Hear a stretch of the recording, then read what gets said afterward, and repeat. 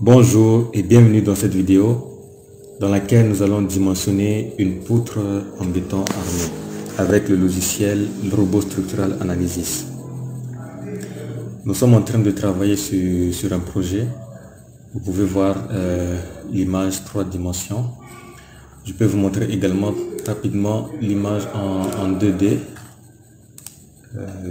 Voilà, j'agrandis. Voilà un peu les dimensions. Donc ici, ce qui nous intéresse, c'est le salon. Le salon, quand vous regardez, on a un escalier qui sera à l'intérieur. Ici, nous avons 6 mètres, une dimension, et l'autre, nous avons 7 mètres 85. Ça veut dire que la dimension la plus petite du salon est de 6 mètres. 6 mètres, c'est énorme. Nous allons utiliser un plancher ourdi. Et pour un plancher ourdi, il est vraiment déconseillé d'avoir des poutrelles trop longues. D'ailleurs même, il vous faut des études assez poussées pour pouvoir accepter des poutrelles de 6 mètres de portée. Donc, à la place, nous nous sommes proposés de mettre une poutre. Ça sera une poutre avec retombée. Une poutre de 6 mètres de portée qui va pouvoir supporter de part et d'autre des poutrelles plus petites de 3,50 m ou 4 mètres. Voilà. La portée de la poutre est de 6 mètres. C'est quand même assez important. Et c'est un projet réel. Donc, après avoir dimensionné, je pensais que c'est quelque chose qui allait sûrement intéresser la communauté.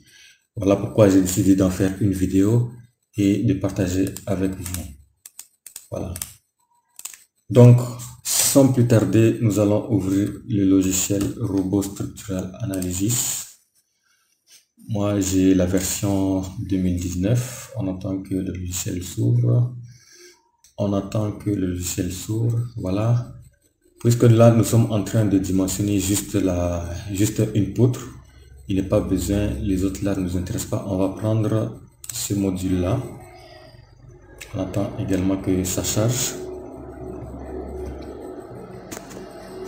Voilà, ça charge. La rapidité dépend de la capacité de votre machine. Si elle est performante, le robot aussi fonctionne de manière performante, donc il sera rapide. Sinon, il va y aller petit à petit. Voilà. Le logiciel est ouvert. Qu'est-ce que nous allons faire? La première des choses à faire quand on ouvre le logiciel, c'est aller dans les paramètres. Paramétrer le logiciel avant toute manipulation. Donc pour paramétrer le logiciel, nous allons ici dans les onglets, là, ici sur outils, préférence de la tâche, normes de conception, on vous descendez ici, béton armé. Bon, les autres détails, ça ne nous concerne pas pour ce que nous allons faire ici, le dimensionnement d'une poutre. Voilà, donc béton armé, on va choisir la norme BAL 99-91, modifié 99. Sur le petit plus à côté de normes de conception, vous cliquez dessus, vous venez sur charge, et puis pondération, vous changez ici, vous prenez BAL 91. Voilà. J'ai sauté certaines choses, par exemple unité et format, puisque chez moi, rien ne va changer. Vous voyez par exemple, dimension de la structure en mètres, force en kilonewton, moment en kilonewton mètre, contrainte méganewton par mètre carré. Donc ici, ça ne change rien. Donc j'ai changé la norme de conception. On appuie sur OK. Donc voilà en haut ici à droite les différents éléments. On peut dimensionner de manière séparée une poutre, un poteau, une semelle isolée, une semelle filante. Donc dans le cas de cette vidéo, nous allons sélectionner nouvelle poutre. On attend que ça charge.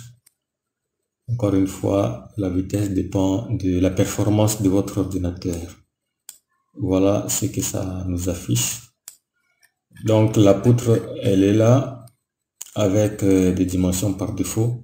Mais nous allons appliquer, nous allons modifier et mettre les dimensions de la poutre. Les dimensions que nous allons mettre tout à l'heure ce sont les dimensions que nous avons calculées lors du prédimensionnement de la poutre. Voilà. Donc ici, paramètres généraux, origine, bon, ce qui nous intéresse. Notre poutre, elle est rectangulaire, donc c'est ça. Base, la base, au prédimensionnement, nous avons trouvé 25 et la hauteur 40. 25-40, vous allez sur appliquer. Vous pouvez voir que le robot a appliqué les dimensions. Bon, cela n'est pas encore fini. Nous allons venir de ce côté. Fil, ça ne bouge pas. On va sur travers. Longueur, c'est ici où nous allons changer pour mettre 6 mètres. Vous vous rappelez, la poutre dont on est en train d'étudier, elle a une portée de 6 mètres. On peut déjà appliquer. Mais il y a ici appui gauche. En fonction de votre projet, mes dimensions que je suis en train de mettre, c'est en fonction de mon projet. Je ne suis pas en train de les inventer. Ça a été déterminé lors du prédimensionnement. Appui gauche, appui droite. Type, ça ce sont les appuis. Par défaut, robot est sur rotule. Et puis ça, on est du côté de l'appui gauche. Rotule, vous pouvez changer glissant, encastré. Appui droit, type rotule, encastré, glissant. Mais moi, je vais laisser sur rotule et puis je fais appliquer. Les paramètres géométriques de notre poutre ont été définis. Donc, nous allons maintenant entrer dans les paramétrages. Nous commençons ici. Voilà le premier élément, armature type. Nous cliquons dessus. Voilà. Donc, ici, qu'est-ce qu'on est en train de faire? On va demander à robot de faire les calculs suivant nos préférences. Je vous montre. Géométrie. Vous voyez ici, on ne peut rien modifier parce que ici, on a déjà défini les dimensions de la structure. On descend cadre, barre, diamètre 6. On peut changer limite d'élasticité HA 400, crochet 1, crochet 2. On laisse comme ça. Enrobage, plutôt 3 cm. Cadre de répartition, on peut laisser comme ça, il n'y a pas de problème. Barre principale, on est ici. Barre inférieure, on est ici. Je prends 12. Je choisis à partir de 12 et HA, matériau HA 400. Crochet 135 degrés. Nombre, je prends 4. 4 barres, ça veut dire le lit, les barres inférieures, il peut calculer jusqu'à avoir 4 barres en bas. Voilà, barre supérieure, même chose, je choisis 12. Matériau HA 400. Crochet, oui, 135. 4 barres également.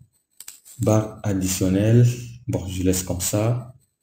Barre additionnelle supérieure, barre additionnelle inférieure, division des barres, je laisse comme ça et je clique sur OK.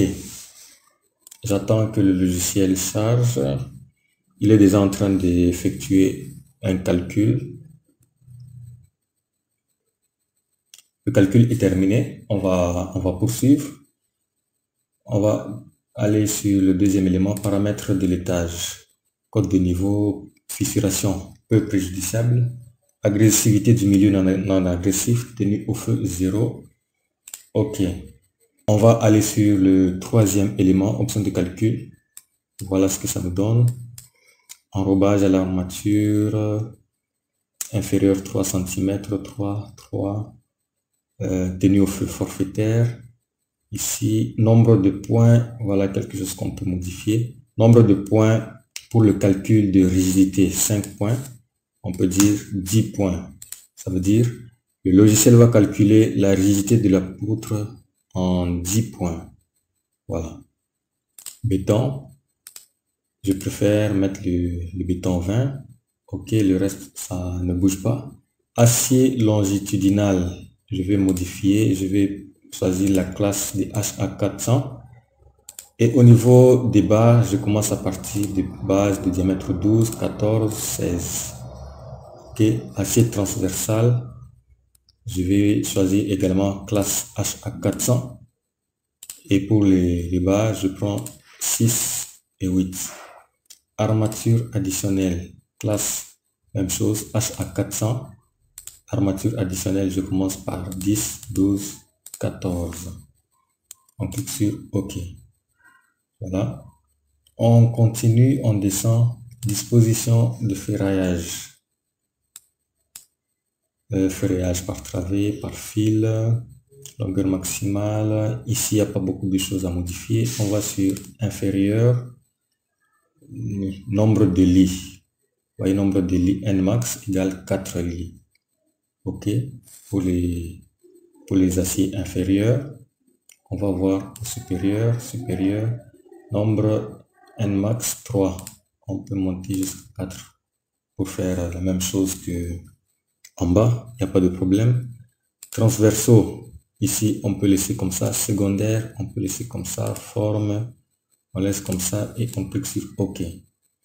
Donc là c'est définir section. La section de la poutre a déjà été définie, donc on laisse comme ça. Définir élévation. Élévation aussi, même chose, ça fait partie des réglages qu'on a fait au début. OK. Voilà, définir réservation. Maintenant, on vient ici définir charge.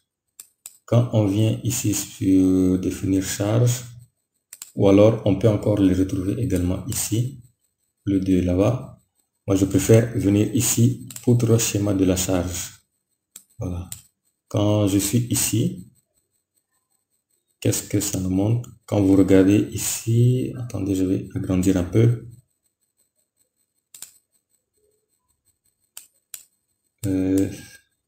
OK, voilà. Donc, il y a déjà une charge qui est appliquée. J'ai un poids propre. En fait, ça, c'est le poids propre de la poutre. Le robot a déjà calculé le poids propre de la poutre. Nous, on n'a plus besoin de venir insérer le poids propre de la poutre. Voilà. Nous allons plutôt insérer la charge que la poutre va supporter. Nous allons plutôt ajouter la charge que la poutre va supporter.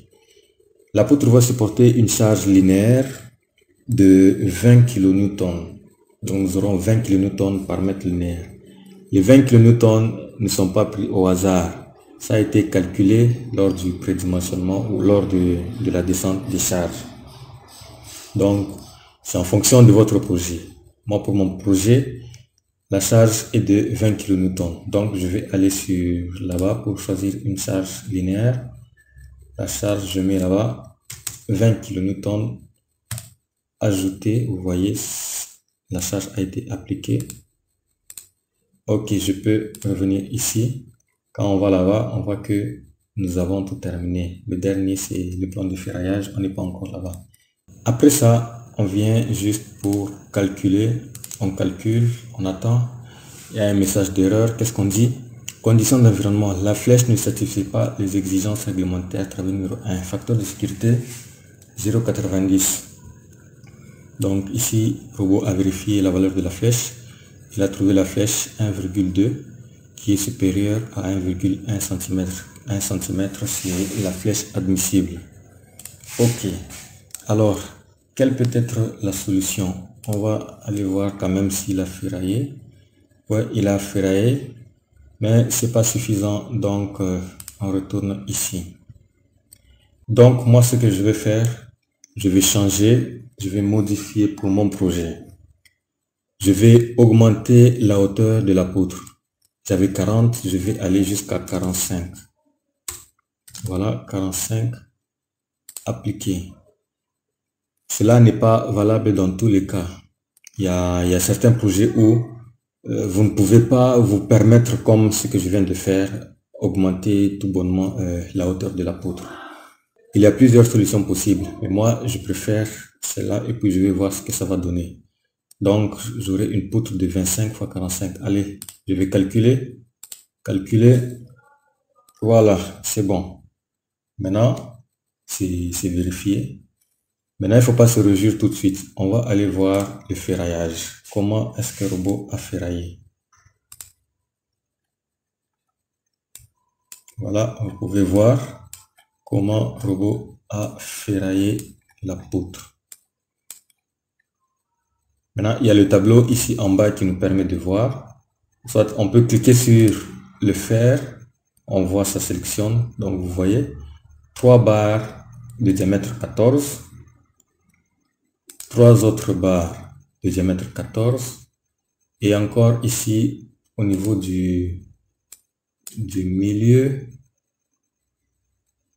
je vais descendre ça, 3 autres barres presque au niveau du milieu 14. Donc toutes les barres qui sont en bas, le robot les a ferraillées avec des barres de diamètre 14. Maintenant on regarde en haut. Voilà, en haut vous voyez tout ça, il a ferraillé en barre de 12. Il y a quelques renforts ici au milieu, ça aussi il a ferraillé en barre de 12. C'est à vous de déterminer si vous êtes satisfait ou non, parce que quelqu'un d'autre peut imposer à robot de faire un ferraillage avec des barres de 16 ou même plus, donc ça dépend. Et moi, pour mon projet, la manière dont le robot a ferraillé, je suis d'accord, c'est ça que je vais adopter. Voilà, donc je peux aller là-bas, il y a la note de calcul. Voilà, tout est ici, les diagrammes des moments des efforts tranchants. Donc je peux revenir ici, autre ferraillage, ou même maintenant venir sélectionner ici à la fin plan d'exécution. Voici le plan d'exécution de ma poutre d'une portée de 6 mètres et dont les dimensions font 25 x 45. Ok, tout est là. Une fois ceci terminé, vous pouvez exporter le plan de ferraillage dans AutoCAD. Et dans AutoCAD, comme ça, vous pourrez modifier à volonté. Voilà.